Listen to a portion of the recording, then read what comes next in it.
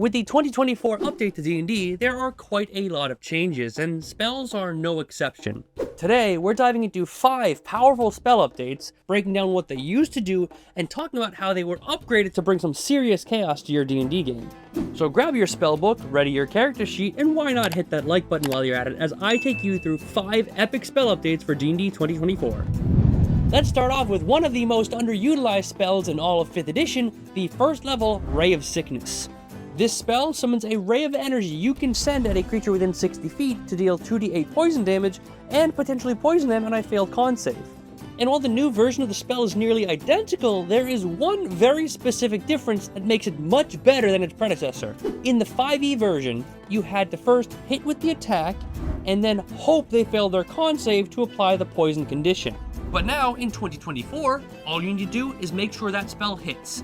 The second that green beam connects with your target, they are instantly poisoned, no con save, no questions asked, significantly increasing its reliability. For reference, the poison condition grants disadvantage on all ability checks and attack rolls while you're poisoned. This drops a creature's offensive ability by a significant margin, making them much less likely to actually hit you or succeed in any skill-related task. For a first level spell, that is a massive bang for your buck, and now that it's guaranteed as long as you hit, you're getting much more value every time you cast this spell.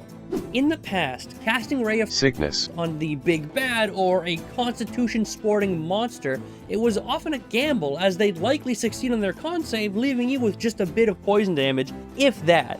But with this seemingly small change, the spell is again usable against single more powerful creatures that tend to have higher constitution scores.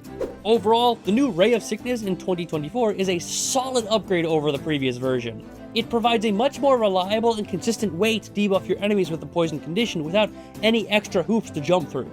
And in a game where action economy and battlefield control is pretty much the name of the game, being able to weaken an enemy without having to worry about their saving throws is an absolute game changer.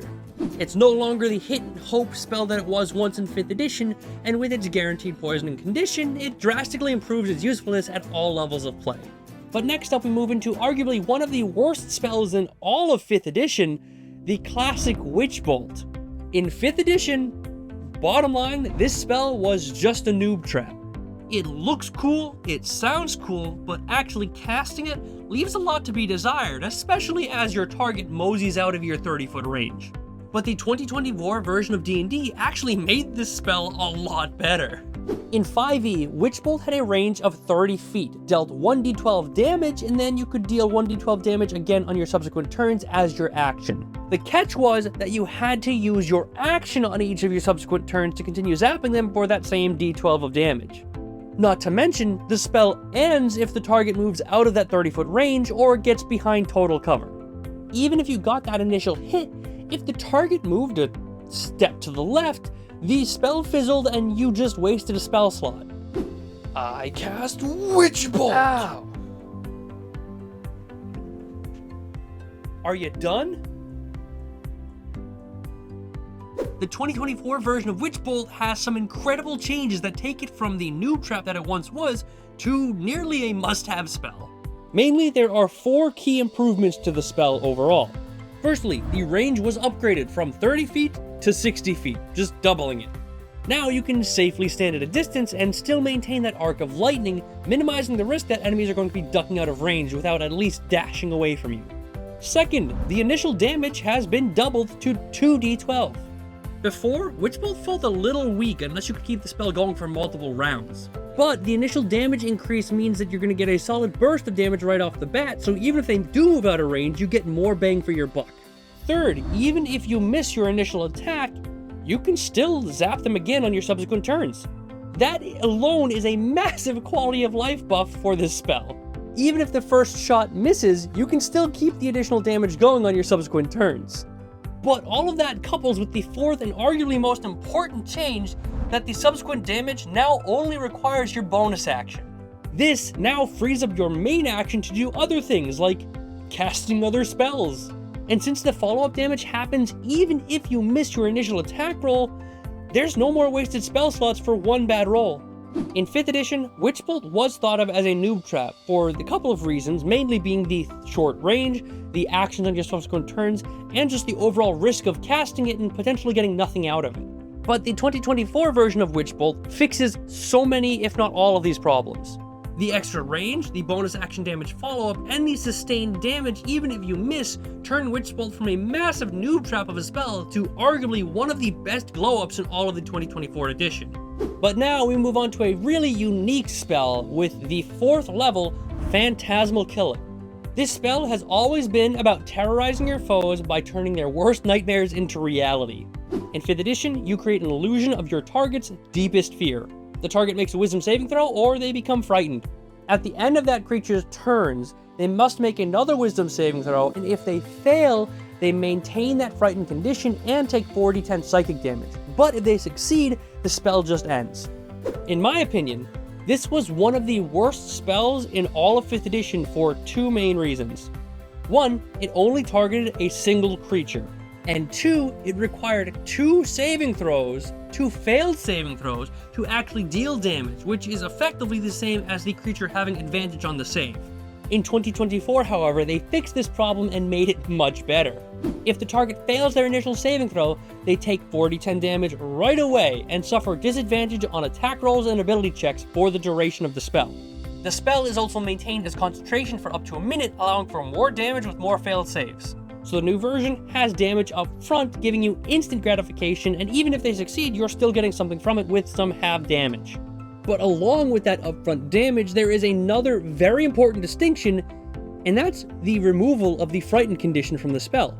While 2024 spell mechanically gives you the same effect as being frightened, it doesn't frighten targets, meaning it works on creatures that are immune to being frightened. These 2 changes make this spell so much more reliable. The shift from fear to just disadvantage, the immediate damage up front, and the consistent saving throws at the end of their turns make this a solid choice for any spellcaster looking to mess with their enemies' minds. Now before we move on, if you're enjoying this video so far, don't forget to hit that like button and subscribe to the channel. I could make a cringy joke about how liking the video is like rolling a nat 20 with the YouTube algorithm, or mention how 95% of you aren't subscribed, but 95%? That's ridiculous! The 4th spell on the list is going to be the Paladin Classic with the 4th level spell Staggering Smite. In 5th edition, hitting with a melee weapon, you got to deal an extra 46 psychic damage. The target then makes a wisdom saving throw, and on a failed save, they gain disadvantage on ability checks and attack rolls, and they also can't take reactions until the end of their next turn. It also required concentration, meaning that you could technically lose it if you got distracted or took damage. The new version didn't change too much, but what it did change makes a huge difference. The extra damage is still 4d6 psychic, but now the wisdom saving throw doesn't determine if it's disadvantage, it determines whether or not a creature is stunned until the end of your next turn. For the record, stunned creatures can't take actions, bonus actions, or reactions, and they automatically fail strength and dex saves. They also lose concentration immediately, making this a devastating debuff. The 5th edition version forced creatures to deal with disadvantage on attack rolls and ability checks while taking away their reaction. And while that was useful, compared to the stun condition, it's nowhere near as powerful. Sure, disadvantage sucks, but having no turn at all is so much worse. Stun creatures can't act. No spells, no attacks, no movement, nothing. They're just standing there, helpless, while you and your party unload on them. Not to mention that every attack made against a stun creature is made with advantage, meaning that this spell doesn't just deal a good chunk of upfront damage, but it helps empower your party's damage as well. And a smaller yet still significant change is the removal of the concentration. While it didn't necessarily come up frequently, if you missed with your attack, you would have to maintain concentration for the entire round and risk losing it if you took damage. In 2024, you cast it as a result of hitting a target with an attack, removing concentration altogether and guaranteeing the spell will take effect. The 2024 change takes this spell from being a niche smite with a decent debuff to an absolute powerhouse of battlefield control. The removal of concentration and the introduction of the stunned condition make this spell far more impactful and versatile, allowing you to dramatically shift the tides of battle with a single hit. In short, the 2024 version of Staggering Smite isn't just staggering, it's devastating. And finally, for the last spell on today's list, we have a spell that has probably never been used before in the history of 5th edition, and that would be the 4th level Grasping Vine. This spell was arguably the biggest waste of a spell slot in the entire game. In 5th edition, you conjured a vine in an unoccupied space you can see within 30 feet, and you can concentrate on it up to a minute. The vine could lash out at creatures within 30 feet, and if that target failed a dexterity saving throw, then they will be pulled 20 feet towards the vine. And while you're concentrating on this spell, you can use your bonus action to do the same effect. But that's it. A 4th level spell for the possible chance to move a creature 20 feet. I wasn't kidding when I said a waste of a spell slot. Just polymorph them. But in 2024, this spell got a massive update and has a lot more to it. The vine can now be made anywhere within 60 feet, doubling its placement location, but can still grab creatures within 30 feet of its range. But now, as a bonus action, you make a melee spell attack instead of relying on a dex save. And on a hit with that spell attack, you deal 4d8 bludgeoning damage, and the creature is pulled 30 feet, and that creature is grappled. So not only is the pull distance increased, you're also dealing damage and auto-grappling a target on a hit. For reference, a grappled creature can't move and makes attacks with disadvantage.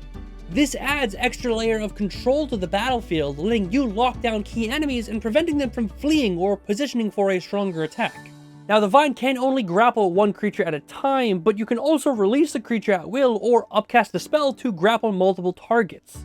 This is probably one of the biggest spell changes in all of 2024 and turns Grasping Vines into one of the most efficient spell types in the game. Being able to not only deal damage with your bonus action, but also lock them down is just super powerful.